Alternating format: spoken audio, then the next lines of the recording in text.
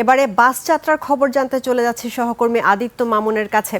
আদিত্য, ঈদ যাত্রার সার্বিক পরিস্থিতি আমাদের জানান। যাত্রী, মালিকপক্ষ কারো কোনো বক্তব্য পাওয়া গেল কিনা?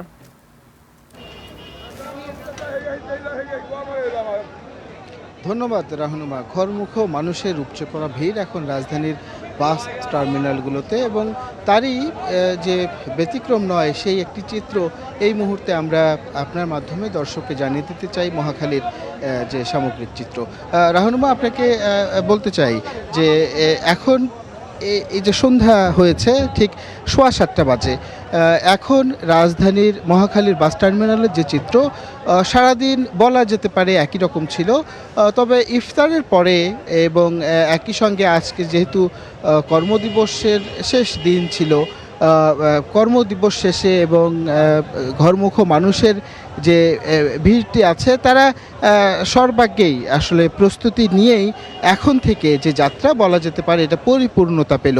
ঈদ যাত্রা, ঘরমুখ মানুষের ঈদ যাত্রা, তো সে তারই ধারাবাহিকতায় আমরা বিভিন্ন বাস স্ট্যান্ডগুলোতে দেখেছি যে মানুষের উপচে পড়া ভিড়, তারা নানান রকমের অভিযোগ করছেন, কিন্তু একটি অভিযোগ শুধু নেই যেটি প্রত্যেক বাড়ি থাকতো, সেটি হচ্ছে যে বাড়তি ভাড়া নেওয়ার যে অভিযোগ।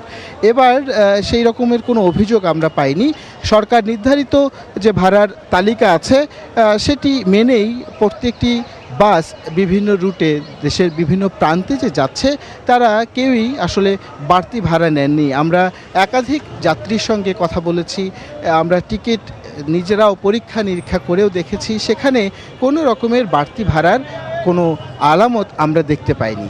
সেই সঙ্গে আর একটি যে বিষয় আছে যে এবার যেহেতু মধ্যপ্রাচ্য যুদ্ধের কারণে জ্বালানির একটি সংকট ছিল এবং আছে, সেই সংকটটা কিভাবে মোকাবেলা করবে এই পরিবহন খাত, ঘরমুখী মানুষের ভিড় কিভাবে সামলে আসলে তাদেরকে নির্বিঘ্নে বাড়িতে পৌঁছে দিতে পারবে তার একটা তাড়না সবসময় ছিল। তবে এবার যেটি হয়েছে যে সেই চাপটাও, সেই সংকটটাও মোকাবেলা করে বাস সংশ্লিষ্ট যারা আছেন তারা বলছেন যে নির্বিঘ্নেই যাত্রীদেরকে পৌঁছাতে পারবেন, এবং শৃঙ্খলার ব্যাপারে তারা আশাবাদ জানিয়েছেন যে অন্যান্য বারের তুলনায় এবার ব্যতিক্রম। এই যে সুন্দরতম ব্যতিক্রম একটি চিত্র স্টেশনগুলোতে আছে, টার্মিনালগুলোতে আছে, সেটি এবারের সবচেয়ে বড় অর্জন বলেও আমাদেরকে জানিয়েছেন। তো রাহনুমা, এই ছিল রাজধানীর মহাখালী বাস টার্মিনাল থেকে ঘরমুখ মানুষের ঈদ যাত্রার সর্বশেষ তথ্য। রাহনুমা। আদিত্য মামুন, আপনাকে ধন্যবাদ।